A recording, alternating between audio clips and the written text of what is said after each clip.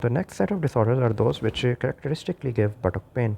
अब इससे पहले भी मैंने जो डिसऑर्डर्स की बात की थी, जिसमें चाहे वो डिस्क herniation हो, डिस्कोजेनिक पेन हो, स्पाइनल स्नोसिस हो, वो सारे बटॉक पेन दे सकते हैं डिपेंडिंग ऑन कि वो रेडिकुलोपैथी किस लेवल पे हो रही है, अगर वो नीचे वाले लेवल के ऊपर हो रही है। हाउएवर ये वो जो जो नेक्स्ट सेट ऑफ डिसऑर्डर्स हैं, ये इनमें बटॉक पेन एक सेंट्रल कंपोनेंट होता है। So for example, one of this disease very important for examination is the SI sacroiliac joint dysfunction या उसकी पेन या sacroiliitis।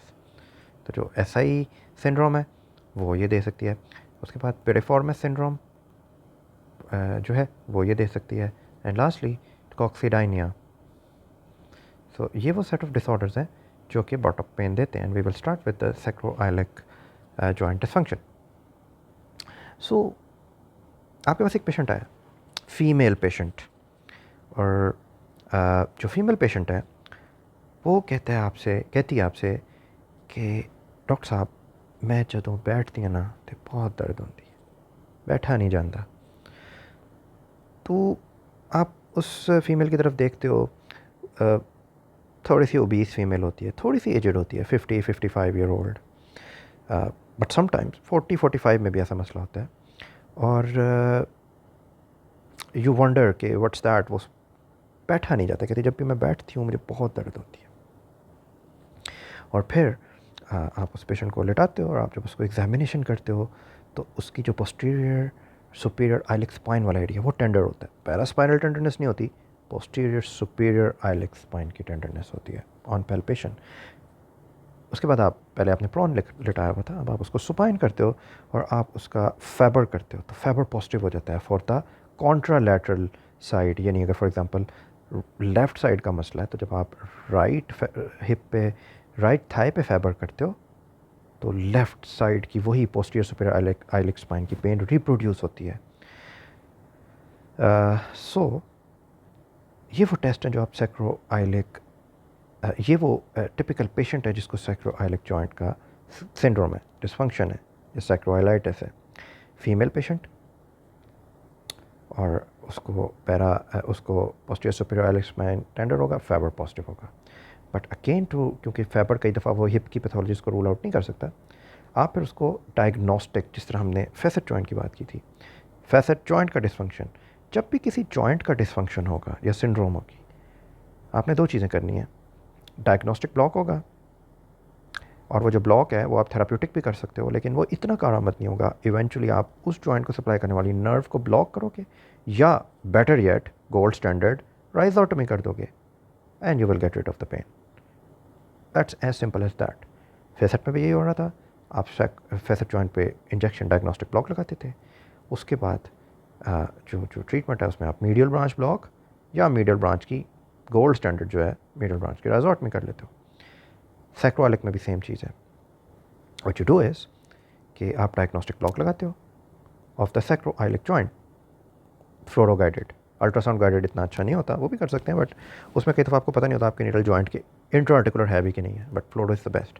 तो डायग्नोस्टिक ब्लॉक लगाते हो, और अगर उससे पेन रिलीव हो जाती है then you can go for the branch के ब्लॉक्स। अब इस जॉइंट को कौन सी ब्रांचेस सप्लाई करती हैं उसके बारे में बात करते हैं हम। अदर ऑल्टरनेटिव थेरेपीज़ की तरफ आ सकते हैं।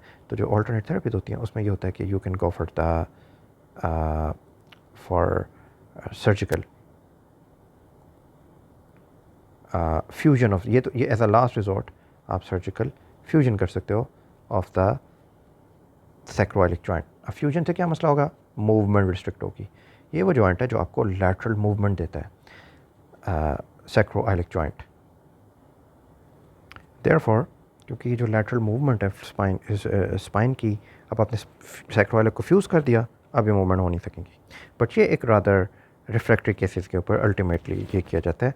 नॉर्मली आपको इसकी ज़रूरत नहीं पड़ती। आप स्टार्ट कर सकते हो with the sacroiliac joint injection diagnostic, उसके बाद आप उसको स्टेरॉइड दे के कुछ ना कुछ आप इफेक्ट देख सकते हो। But eventually what you have to do is कि you have to perform the radio frequency ablation of the nerves going to the joint. अब ये जो नर्व्स हैं जो सैक्रोइलिक जॉइंट में जाती हैं वो हम देख लेते हैं कौन सी होती हैं।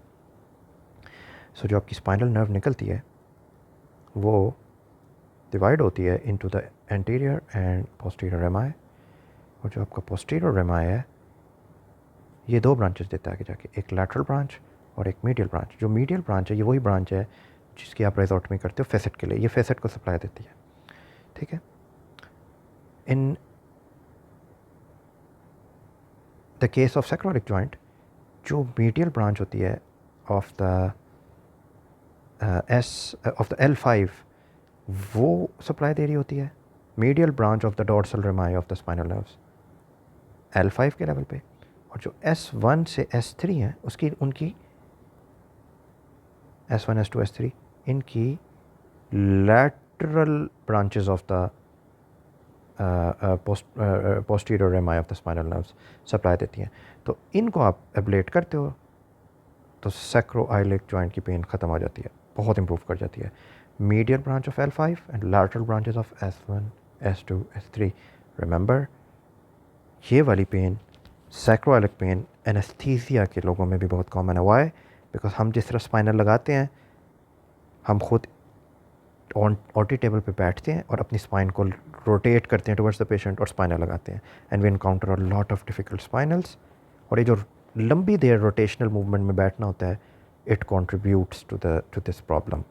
अनदर वे कि sacroiliac dysfunction over long term develop होता है, if you sleep on your side and you do not place a pillow between your knees, तो जो टॉप लेग होगी वो आगे की तरफ आ जाएगी और आपका जो टॉप सैक्रोइलिक जॉइंट होगा ना जो सुपीरियरली फेस कर रहा है वो रोटेट हो जाएगा। ये जो रोटेशन है इट कॉजेज सैक्रोइलिक सिंड्रोम। इसीलिए इट्स रिकमेंडेड ना सिर्फ इन पेशेंट में जिनको सैक्रोइलिक डिसफंक्शन हो बट सब कोई, if they are sleeping on their sides place a pillow between the knees ताकि स्पाइन अलाइन रहे, रोटेट ना हो।